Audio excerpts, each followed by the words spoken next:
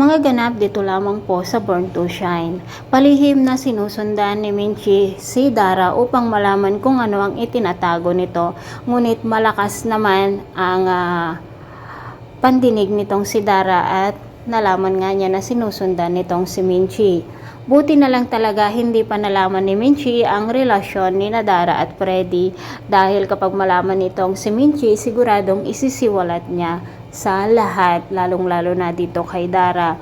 Ngunit kapag mangyari ito, baka ito na naman ang dahilan kung kaya't hindi na naman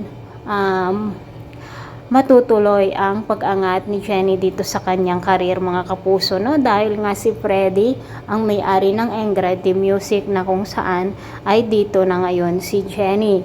At ano kaya ang gagawin ni Vanna kapag malaman niya na si Dara ay kabit ng kanyang asawa?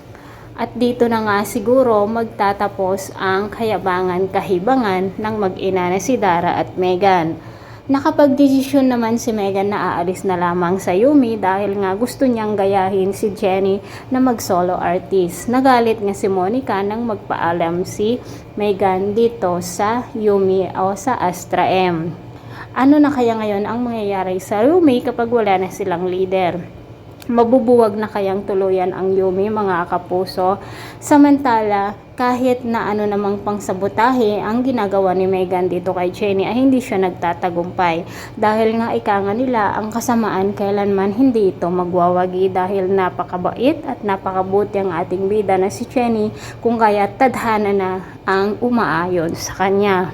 Samantala, mga kapuso, ito namang si Nate ay hindi rin niya alam kung ano ang kanyang gagawin para makausap ng maayos si Jenny dahil nga ang akala ni Nate ay may relasyon sila nitong si Akira na leader ng BGYO. Ang akala din naman nitong si Jenny ay may relasyon si Nate at si Kendall na leader ng Nixie. Sa ngayon, mga kapuso, mukhang kakampi na nga ni Jenny ang Nixie at talaga namang maganda ito para kay Jenny, lalo na nagsisimula na ngang umangat ang kanyang karir sa pagkanta.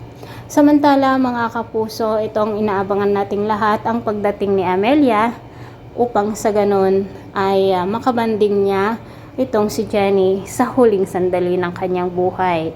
Nang malaman nga ni Minchi na may sakit si Amelia na kanser ay binigyan na niya ng pagkakataon na makapag-usap ang maglola at makapagbanding.